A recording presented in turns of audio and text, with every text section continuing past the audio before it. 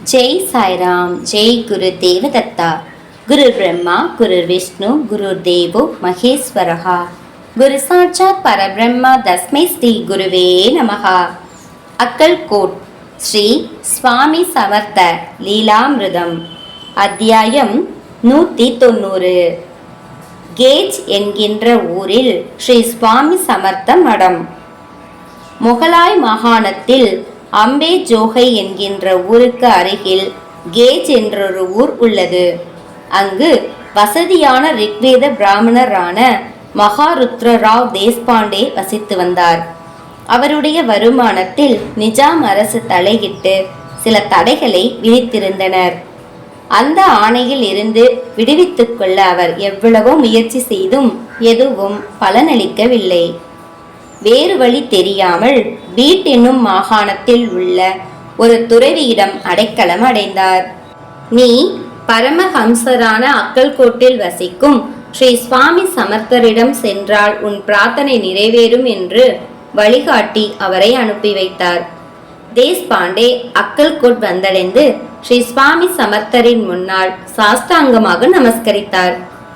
4 ஸ்தூபிகள் உள்ள இடத்திற்கு செல், உன்னுடைய நிலம் விடுவிக்கப்படும் என்று கூறி அருளாசி வழங்கினார். ஸ்ரீ சுவாமியின் வார்த்தைகளை கேட்டவுடன் அவருடைய சர்வ வல்லமையை நினைத்து மிகுந்த மகிழ்ச்சி அடைந்து அவர் ஹைதராபாத் பயணம் மேற்கொண்டார்.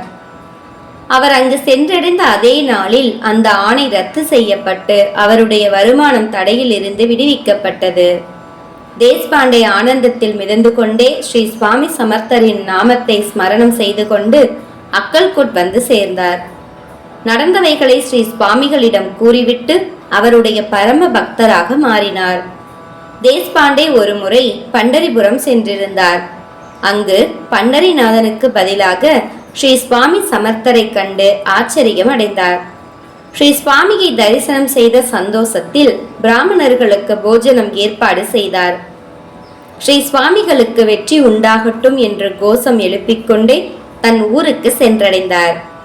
பின்னர் சில நாட்களுக்கு பிறகு ஸ்ரீ சுவாமியின் அருளால் அவருக்கு ஒரு பானை புதையல் கிடைத்தது. உடனே அவர் அக்கல்கோட் வந்தடைந்து ஸ்ரீ சுவாமியை தரிசனம் செய்தபோது 1000 பிராமணர்களுக்கு போஜனம் ஏற்பாடு செய் என்று ஸ்ரீ சுவாமி ஆணையிட்டார். அவ்வாறு செய்துவிட்டு தன் ஊருக்கு சென்றடைந்த அடுத்த நாள் கடுமையான காய்ச்சலால் அவர் பாதிக்கப்பட்டார். அவருடைய உயிர் பிரிந்துவிடும் என்கின்ற நிலை உருவானது. தேஷ்பாண்டேயின் மூத்த மகனான ரகுதம் ராவ் மிகுந்த பீதியுடன் ஸ்ரீ சுவாமியை தரிசனம் செய்வதற்காக அக்கல்கோட் வந்தார். என் தந்தையை நாங்கள் இழந்துவிட்டால் எங்கள் குடும்பமே நிலை குலைந்து விடும். தாயும் தந்தையுமான ஸ்ரீ சுவாமி மகாராஜ் தயவு கொண்டு அவரை காப்பாற்றுங்கள் என்று கதறினார்.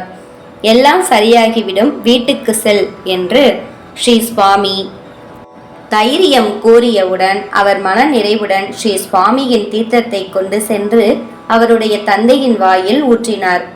8 நாட்களில் தேஷ்பாண்டே குணமடைந்து ஸ்ரீ சுவாமி சமர்த்தரை தரிசனம் செய்வதற்காக அக்கல்கோட் வந்தார். அவர் பாதத்தில் நமஸ்கரித்துவிட்டு, சுவாமி, என்னை மரணத்தில் இருந்து காப்பாற்றி விட்டீர்கள்.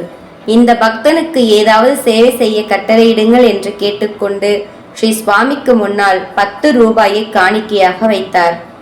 ஸ்ரீ சுவாமி மகாராஜ் சிரித்துக்கொண்டே, எனக்கு பணம் தேவையில்லை, வீட்டுக்கு செல், இதை வீட்டிலுள்ள குப்பை தொட்டியில் போடு, இந்த கல்லை அங்கு போடு என்று கூறினார். அச்சமயத்தில் மும்பையில் இருந்து ஹரிச்சந்திரா என்கின்ற பக்தர் ஒருவர் வந்தார்.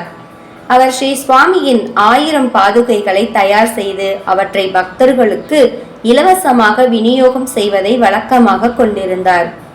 ஸ்ரீ சுவாமியின் வார்த்தைகளை கேட்டவுடன் அவர் ஒரு பாதுகையை எடுத்து தேஷ்பாண்டேவுக்கு அளித்தார்.